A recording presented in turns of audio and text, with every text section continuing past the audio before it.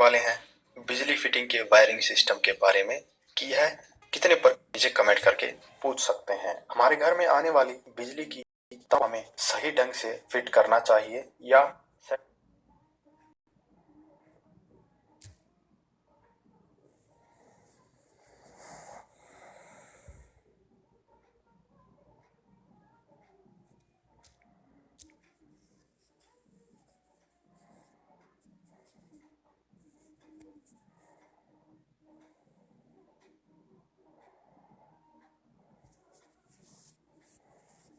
आप सबका fire safety academy में। दोस्तों आज की वीडियो में हम बात करेंगे इलेक्ट्रिकल सेफ्टी के बारे में। तो चलिए वीडियो को शुरू करते हैं। जो डेथ होती है उसमें 12% वर्कर्स की डेथ इलेक्ट्रिसिटी के कारण होती है। बहुत ही छोटी इलेक्ट्रिसिटी होता है। अब देखेंगे इलेक्ट्रिसिटी प्रोड्यूस की जाती है। जो इलेक्ट्रॉन्स होते हैं, जो करंट होता है, वो एक कंडक्टर के थ्रू ट्रेवल करता है और ये एक क्लोज सर्किट में घूमता रहता है, जिसमें एक इलेक्ट्रिसिटी का सोर्स होता है, एक कंडक्टर होता है और एक आउटपुट डिवाइस। तो इलेक्ट्रिसिटी का फ्लो होता रहे वो कंडक्टर कहलाता है। जैसे मेटल ग्राउंडिंग, किसी इक्विपमेंट का या पैनल का जब हम कनेक्शन करके उसे ग्राउंड में कनेक्ट कर देते हैं तो वो ग्राउंडिंग कहलाती है। Protective glass, plastic, dry would, इनका यूज एक बैरियर के रूप में किया जाता है ताकि जो इलेक्ट्रिसिटी है वो अनवांटेड प्लेसेस में ट्रेवल ना करे। इलेक्ट्रिकल हैजर्ड्स कितने प्रकार के होते हैं ये देखेंगे हम। तो दूसरा होता है सेकेंडरी हैजर्ड्स। तो पहला होता है इसमें person falling from height during electrical job. दूसरा होता है dropping tools in electrical shock. जब भी लगेगा जब आपकी बॉडी एक सर्किट कंप्लीट हो गया हाथ से या फिर कोई भी आपका पार्ट टच है तो वहां पे इलेक्ट्रिक शॉक होने के चांसेस होते हैं। अब ये डिपेंड करता है सेवेरिटी कितनी होगी आ रहा है, तो सेवेरिटी ज्यादा होने के चांसेस होते हैं। करंट का फ्लो होता रहा, इन तीन फैक्टर्स पे डिपेंड करता है कि जो इलेक्ट्रिक तो इससे कोई खतरा नहीं है, नहीं होगा। 1 मिली एम्पियर में आपको थोड़ा होता है जिसमें आपको दर्द होगा। 10 मिली एम्पियर में थ्रेशोल्ड मस्कुलर कॉन्ट्रैक्शन है। 250 मिली एम्पियर में कार्डियक अरेस्ट हो जाएगा। और अगर 250 मिली एम्पियर से ज्यादा है तो जो आपके इंटरनल ऑर्गन्स हैं वो जलने शुरू हो जाएंगे। जब आप किसी इलेक्ट्रिकल वायरिंग को या इलेक्ट्रिकल जगह पे होता है बहुत, बट जो इससे हीट जनरेट होती है उसे बर्न होने के चांसेस होते हैं। ये जो बर्न पैर पे, सर पे, वहीं पे प्रेजेंट होता है तो इस कंडीशन में देखेंगे जो इलेक्ट्रिक शॉक होता है उससे वहां पे उसे कोई एक इलेक्ट्रिक शॉक लगता है तो वहां से गिर के है तो वहां पे डैमेज होने के चांसेस होते हैं। तो ये दोनों होते हैं वो ज्यादातर इन तीन फैक्टर्स के कॉम्बिनेशन से होते हैं जो देखेंगे हम। अनसेफ इक्विपमेंट और इंस्टॉलेशन। कंस्ट्रक्शन साइट के कॉमन हैजर्ड्स क्या है? ये केबल में लूज जॉइंट होना, जो कॉर्ड है उसमें लूज जॉइंट होना, या फिर केबल इलेक्ट्रिकल सप्लाई ले लेना और उसका केबल साइज क्या है, फ्यूज रेटिंग क्या है, कॉमन हैजर्ड होते हैं। बाईपासिंग ऑफ आरसीसीबी को बाईपास कर दिया जाता है, काम कर रहे हैं तो ये कॉमन हैजर्ड होता है। जो पैनल होते हैं उनके दरवाजे खुले रहते हैं, जो लाइव बस बाहर उसके कंट्रोल मेजर्स के बारे में बात करेंगे।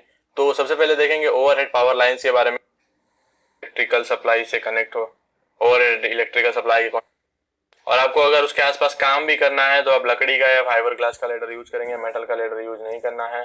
और जो पावर लाइन वर्कर्स हैं जिन्हें उस पावर लाइन पे ही काम करने है उनके लिए स्पेशल ट्रेनिंग और पीपी प्रोवाइड करानी चाहिए।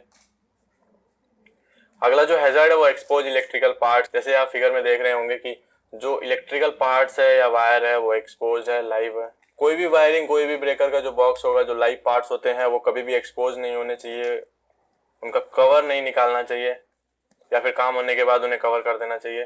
तो यहाँ पे जो उनमें हम जो कुछ एक छेद जो यूज हैं और जो वायर उसमें यूज कर रहे हैं वो बहुत ही स्मॉल है, बहुत ही छोटा है, मतलब कि उसका जो इलेक्ट्रिकल लोड की कैपेसिटी है वो बहुत कम है। तो इस कंडीशन में क्या होता है कि वायर गर्म होने के चांसेस होते हैं, पिघलने के चांसेस होते हैं। तो इस चीज को, ये एक हैजर्ड होता है वर्क प्लेस पे।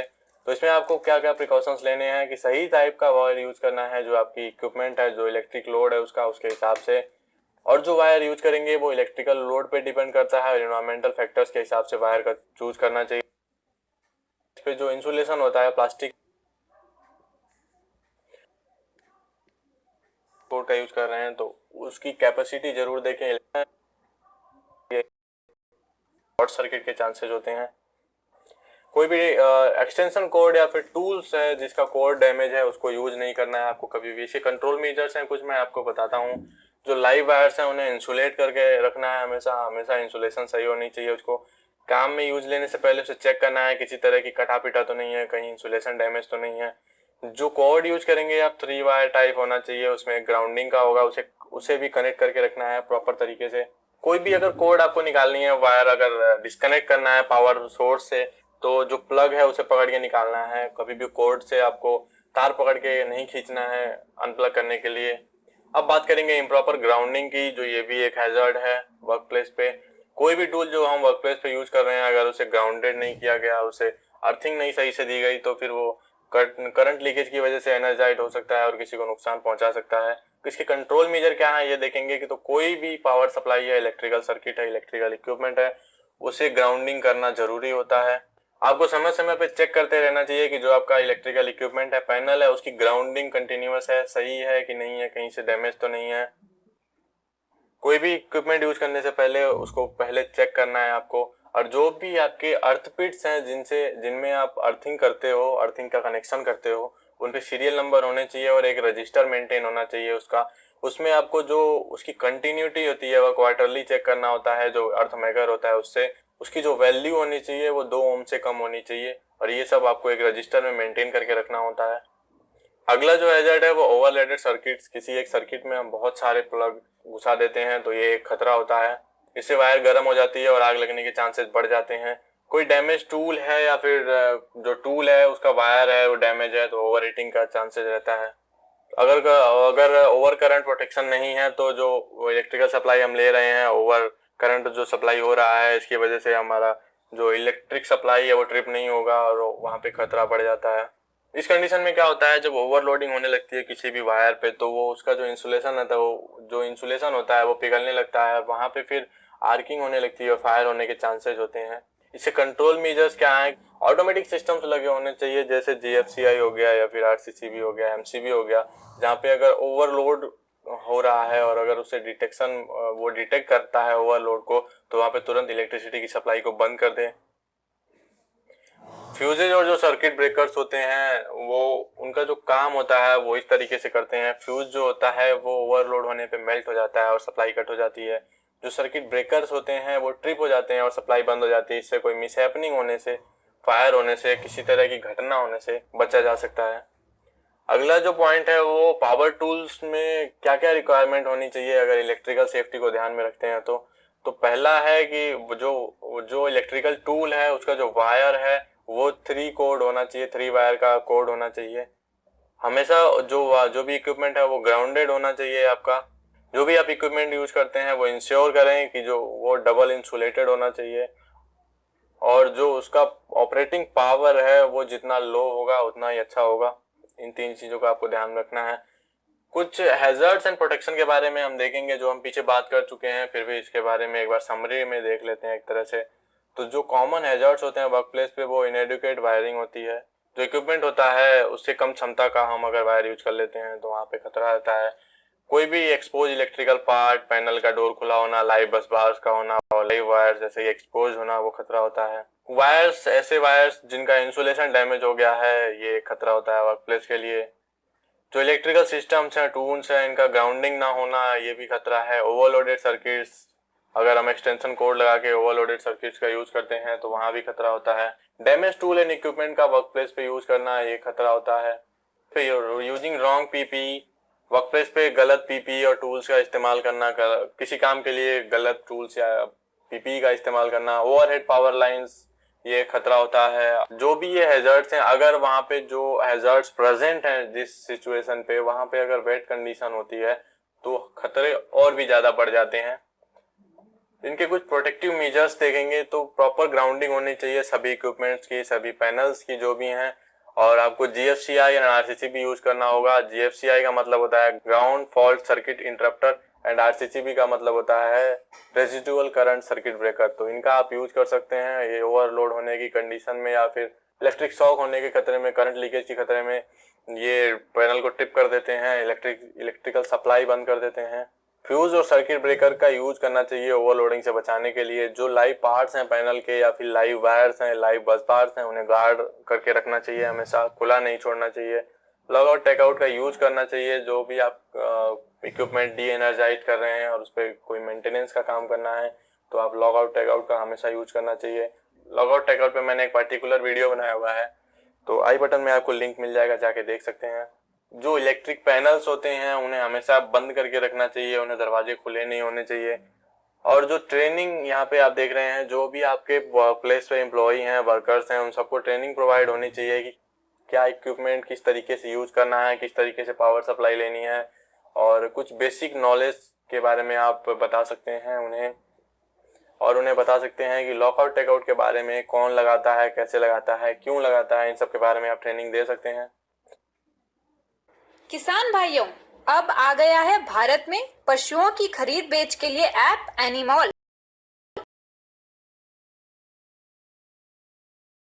हैं गाय एनिमॉल, अभी प्ले स्टोर से डाउनलोड करें।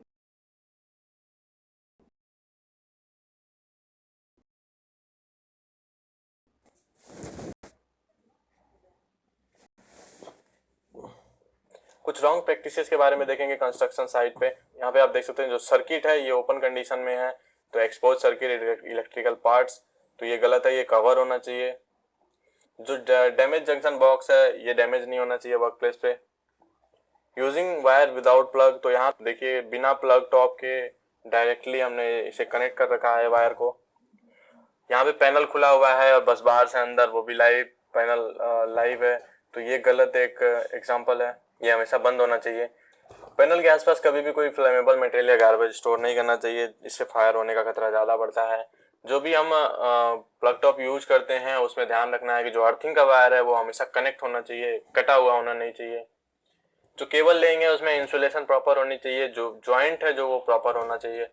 वर्कप्लेस पे कभी भी 30 मिली एम्पियर से ज़्यादा का ELC भी यूज नहीं करना चाहिए, जैसे यहाँ पे आप देख सकते हैं 100 मिली एम्पियर लिखा हुआ है, तो ये गलत प्रैक्टिस है। टेक इलेक्ट्रिसिटी सीरियसली, इलेक्ट्रिसिटी को कभी भी अगर आपने लाइटली लिया तो फिर ये बहुत ही खतरनाक साबित हो सकता है, तो कभी भी इलेक्ट्रिसिटी को लाइटली नहीं लेना चाहिए। आज के लिए इतना ही। वीडियो को यहाँ तक देखने के लिए धन्यवाद। फिर मिलेंगे एक नए वीडियो में, तब तक के लिए stay safe and be happy. जय हिंद।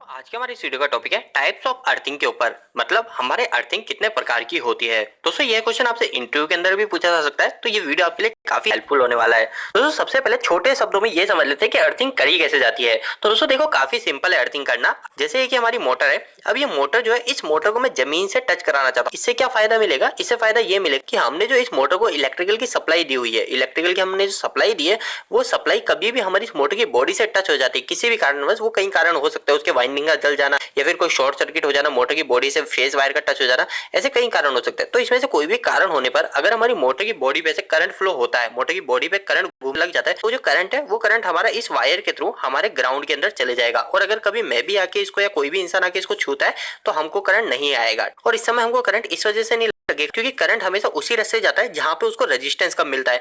और हमारी जो अर्थिंग होती है, इस अर्थिंग का रेजिस्टेंस काफी कम होता है। तो अर्थिंग के अंदर हम क्या करते हैं, काफी सिंपल है। हमारे जो भी इक्विपमेंट है, जो आयरन के हैं, लोहे के हैं, जिसमें से करंट फ्लो हो सकता है, जैसे प्लास्टिक और लकड़ी पे नहीं होता है, पर जिसमें से करंट फ्लो हो सकता है उसकी बॉडी से इसे हम एक वायर को जमीन से जोड़ देते हैं। अब दोस्तों इस वायर को इतना ज्यादा ग्राउंड के अंदर इसलिए जोड़ा जाता है ताकि इसका जो रेजिस्टेंस है वो कम से कम बना रहे और अर्थिंग लंबे समय तक चलती रहे। अब दोस्तों हमारे पॉइंट के ऊपर आ जाते हैं कि हमारे अर्थिंग कितने टाइप्स की होती है। तो दोस्तों अर्थिंग मेन 5 टाइप की होती है। मैं एक एक करके आपको सभी क्लियर कर देता हूँ।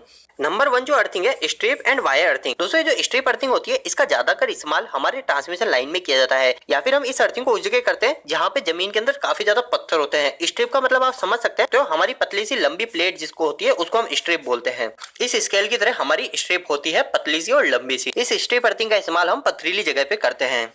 दोस्तों इसके बाद सेकंड अर्थिंग है जो कि है रोड अर्थिंग। रोड अर्थिंग का मतलब कि हमारी एक रोड होगी, जैसे हमारा ये पेन है पर ये पेन अंदर से खोखला है, पर जो रोड होती है वो रोड बिल्कुल स्ट्रॉन्ग होती है। ये रोड अर्थिंग हम उस जगह करते हैं जहां पे हमको अर्थिंग काफी गहराई तक करनी होती है, यानी काफी नीचे तक हमको अर्थिंग करनी है, काफी लंबी अर्थिंग करनी है, वहां पे हम रोड अर्थिंग करेंगे। अब दोस्तों ज्यादा गहरी अर्थिंग कहां पे की जाती है? दोस्तों रोड अर्थिंग उस जगह की जाती है जहां पे जमीन का मॉइस्चर काफी ज्यादा होता है। अब ये ऐसी जगह की जाती है जैसे हमारी जो बालू रेत होती है उस जगह हम ज्यादातर रोड अर्थिंग को करते हैं। इसके बाद में हमारी तीसरी अर्थिंग जो होती है वो होती है दोस्तों पाइप अर्थिंग। और दोस्तों यह पाइप अर्थिंग जो होती है ये सबसे ज्यादा उपयोग की जाती है। आपने देखा होगा अधिकतर हमारे पाइप अर्थिंग को ही करते हैं। तो दोस्तों यहाँ पे अलग अलग पदार्थ को उपयोग में ले सकते हैं। अब दोस्तों वो किसी में भी ले सकते हैं, स्ट्रिप के अंदर भी कॉपर का उपयोग किया जा सकता है, रोड के अंदर भी कॉपर का कर सकते हैं, पाइप के अंदर भी कॉपर या फिर जीआई किसी का भी कर सकते हैं। तो दोस्तों हमको सिर्फ यही ध्यान रखना है कि हमारी अर्थिंग कितने टाइप की होती है। अब जैसे मैंने आपको बताया कि पाइप अर्थिंग, तो ये पाइप अर्थिंग हमारी सबसे ज्यादा उपयोग की जाती है। तो दोस्तों इस पाइप अर्थिंग के लिए हम क्या करते हैं, इस पाइप को हम 8-10 फीट तक गहराई में गाड़ देते हैं और उसके बाद में हम इस अर्थिंग को यूज में ले लेते हैं।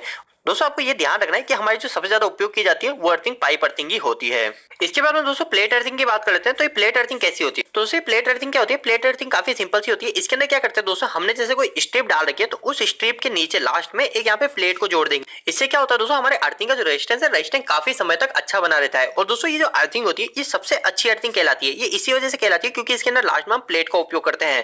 दोस्तों प्लेट अर्थिंग के काफी ज्यादा फायदे होने के कारण इसी अर्थिंग को ही हम पावर स्टेशन में या फिर हमारे जो सब स्टेशन होते हैं वहां पे हम इसी अर्थिंग का उपयोग करते हैं। मतलब हम ये समझ सकते हैं कि जहां पे हमारा करंट काफी ज्यादा फ्लो हो रहा है वहां पे हम प्लेट अर्थिंग का ही उपयोग करते हैं।